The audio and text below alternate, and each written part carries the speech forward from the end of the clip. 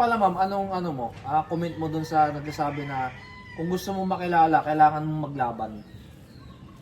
With, actually, ganun ang ako kasi talaga naman, ang totoo, nung national season, nawalan ako hindi ako lumaban kasi nawalan ako wala akong handler. Pero ako kasi 50-50 laban at saka market. So, combination ang ginawa ko. Combination ang ginawa ko.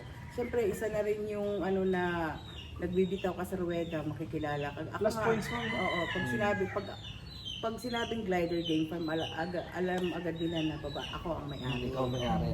At saka iba yung nagbibitaw ka lang na hindi ka marunong magmanok. Iba ang ano nun, iba ang feeling. Iba ang feeling sa pinabitaw lang sa'yo, babae ka.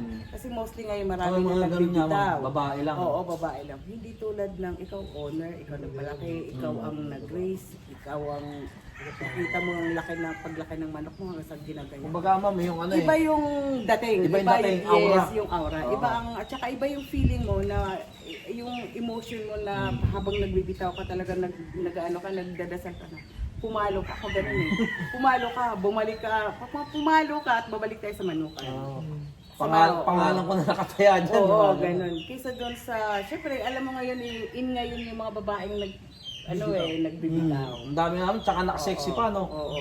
Iba yung ano nun, kasi iba yung, syempre sila hindi naman sila talaga totally na nagmamanok na hindi nila alam mag-raise. Naudyok lang mo. Naudyok lang. Pero, in fairness dun sa mga babaeng nagmamanok, na sila talaga ang may-ari at sila yung naglalaban, sila nagbibitaw. Thumbs up. Yan, solid yan. Actually ma'am, ano dumami na rin po talaga no? Oo. Kasi dati, ilan Yung iba kasi ilan pahiyang. lang. So sabi ni ma'am, yung combination nga daw, no, 50% laban, 50% breed. Oo, totoo So yan. kailangan kumbaga required Market. Market. Market. Kumbaga hindi ka makikilala kung hindi ka lalaban. Parang Hindi ka rin makikilala talaga. Yung bang nagbe-breed ka lang kasi tawag dito, for market ka lang, kahit na babae ka. Hindi ka rin basta-basta makikilala.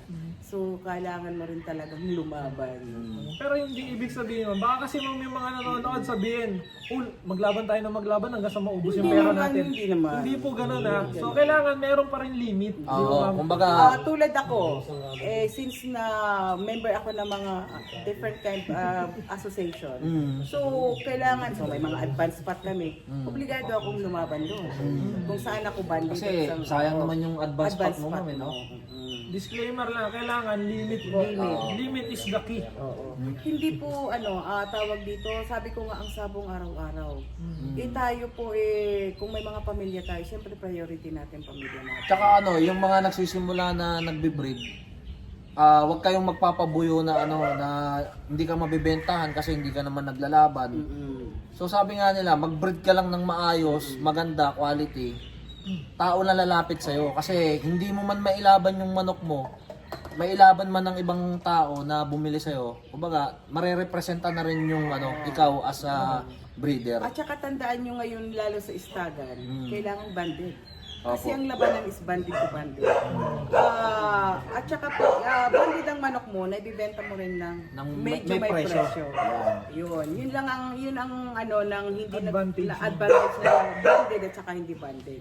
Pag hindi naman banded, ano mo yan sa mga open derbies, pwede naman yun. Pero pag sa istagan talaga usually Banded talaga. banded talaga. Ngayon kung sakaling hindi banded, it's either ilaban mo sa half-pipe Hakpay. or kaya naman pagugulangin mo siya para sa mga bull stag tsaka cock edition. At saka wag po tayo magtatamper tayo ng kasi ang mga mahirap kasi lumaban kasi ang labanan is may kasi Naku ma'am, may nilabanan ako sa Batangas. Nagkamali pa ata ng bunot. Tawag dito, napakagulang ng manok. Parang bull stag na. Late born lang yung sa akin. kasi tayo is marurunong tayo tumingin ng batang manok at saka magulang na manok. Nakakahiya na nga lang na i-out mo yung manok pag nakita mo na yung kalaban. Totoo yun ma'am. Dapat maging parehas. Parehas. Kasi kumbaga, kahit pa paano, maawa rin tayo sa manok. Oo. Na yung manok ko, nasa tamang edad, yung makakalaban, napakagulang na. Hindi siya Nakakawawa honest. yung manok mo. Pag sinabi ng nagpa-derby na national banded to banded, tapos ang dadalhin Early bird. early bird, tapos o kaya yung mga nakabihis na siyempre, Tapos ma'am, yung wing ban, kakakabit lang. kakabit lang. Wala pang galos. So ngayon, since na ang mga nagpapa-derby is ang ano nila isultada, mapipilitan, hindi na nila i-screen ng maayos yun, lalo pag totoo yun, ma'am. ang habol is Pera. sultada. Sultada. Oo, yun. Yung iba naman kasi gusto pera-pera eh. Oo. Pero samantalang tayo, gusto natin excitement. Excitement at saka kaya nga mas pinakamasarap lumaban istagan. Stagan. Kasi parehas ang Edad.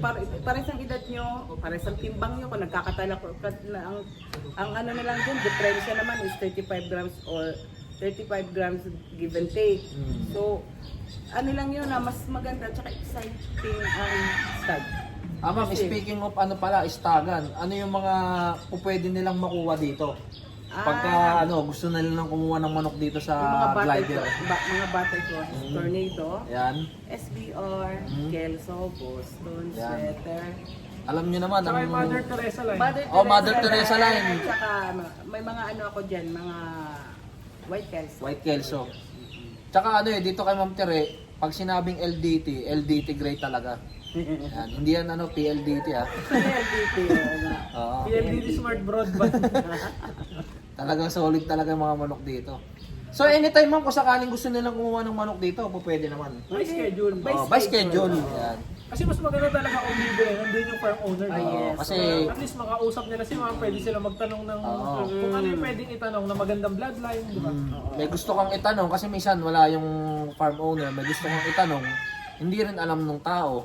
So kagaya niyan, mas maganda na nandito yung may-ari. Oo. Pero lagi ka naman dito. Oo, everyday nandito ako. Mag-ano lang, may message lang sila. Agaan nyo na lang pumunta para makapagkape kayo dito. Oo nga, magkape tayo. Usually kasi mas maganda ibitaw sa umaga habang hindi pa pinapakain. Parang empty talaga sila. Empty sila. Kasi alam niyo naman, pagka ang manok, nilalaban natin yan, it's either empty or may konting laman lang. Sa palaban nyo, darating ako. Oh, Yun, yun. Yun, magano ako, mayroon ako. Ikaw na magano. Ayun nga pala, speaking of Bakal sa Bakal, promoted by Canlas Brothers. Nagaganapin po yan sa Santa Monica Cockpit, May 10, Pork event. So, ang Glider Game Farm po ay nag-sponsor ng 10 pirasong inahin. Yun. Ano po to mga sariwang-sariwa pa talaga. Pakita mo dito. At ito po, ipapakita ko sa inyo. Yan, pagkatapos po ng video na to, ipapakita ko sa inyo. So, yung mga materials na yun ay talagang tested nila. At kumbaga sa personal nila yun materials nila yon. Tapos, naglambing lang kami kay Ma'am Tere at napagbigyan naman tayo. Kasi, hindi ako makakasali dahil wala na akong manok. So, sabi ko, Tatampo na nga sana kami mo. sabi ko nga kay paring Art, ay pare, sabi ko kay paring Art, wala ako, hindi ako makakasali, pasensya na kayo. Sabi ko talagang wala, kahit nalugulgin nyo yan. Wala talagang kak dyan. So sabi ko, mag-sponsor na lang ako ng 10 10 quality na pullets yan. Bali, ang makaka-acquire neto, yung mga may entry. So kung sakaling isa ka sa mga nag-entry sa Bakal sa Bakal, so ikaw yung may chance ang manalo ng ng pullets na ipamimigay namin. Sponsored by Glider Game Farm. Yes. Ayan. Tapos ano pa? Baka may gusto ka pang yabol. Boss Eugene, baka may gusto kang shoutout. Ito, mga kaibigan natin. Ay sige, sila mas yun din. Boss Eugene. Ayan. Sige, banat, Boss Eugene. Banat! Alam mo na. Shoutout po dun sa girlfriend ko, pinayagan ako pumunta dito. Ayan, no? Boss Eugene, ikaw. Sa lahat ng may gusto ng Glider Game Farm ko. Tsaka Malabon Game Farm. Attorney, PJ! Sayang wala PJ, ka. wala. Sige ma'am, sabihin mo si PJ. Bali, sayang wala ka. Si attorney, malayo yun, hayanan natin yun. Gumagapang pa yun, ma'am. Gumagapang yun. Siyempre, nagpapasalamat din ako kay Ma'am Teresa at saka kay Sir EJ. Sir EJ pala, Sir Glider EJ. Game Farm. Ayan. So ito po yung asawa ni Ma'am Tere. Ayan. Yan ang pinanser ko. Financer. Yan, supportahan po natin Glider Game Farm. Talagang tested mga idol. Ma'am, baka may contact number ka na pwedeng tawagan or Facebook page. Meron akong pwede nila akong kontakin sa 0917-802-4567. Cellphone number ko rin mismo yun, personal ko. Ayan, so alam niyo naman, mag-early bird season na. Kung gusto niyo makahanap at makapili ng maayos dito sa Glider Game Farm, lagi kayong first pick dyan. So sa mga interesado, binigay na ni Ma'am Teresa yung ano niya. So ito yung address niya, Barangay Sulukan, Angat, Bulacan. Hindi, search nila. Oh, pwede na pala i-search na. Search nyo na lang pala Glider Game Farm at hindi na kayo maliligaw. Yan. So ang Facebook page din ni Ma'am Teresa, ayan, makikita nyo, Teresa Baculpo. So, ayun, kung gusto Speaking nyo... of early bird. Speaking of early Baka bird. mamaya magkaroon tayo ng hindi natin sure mama, kung baka magkaroon ng ng sa stagan, yung bakal sa bakal. Bakal sa bakal sa stag season. Pero hindi pa naman final. Pero at least heads up lang dun sa mga. Supportahan natin. Makakalaban ako dyan. Ayan. Ayan bakal sa bakal, May 10, SMC, abangan nyo yan. Sige, nandun ako. Punta Oo, ako. pumunta si Ma'am Teresa. Magkano lang ako kahit na wala akong entry. Ano, katin na natin? Outro na tayo. Ayan, so sa lahat po ng mga nanonood at sumusuporta sa Canlas Brothers, sa Glider Game Farm at sa mga tropa natin dito, kay Boss Eugene, kay Boss Ezra, tsaka pa sir? Boss Bong, at saka si Sir EJ, ang husband ni Financer ng Glider Game Farm. So yun, maraming salamat sa lahat ng sumusuporta at hanggang dito na lang. Alright.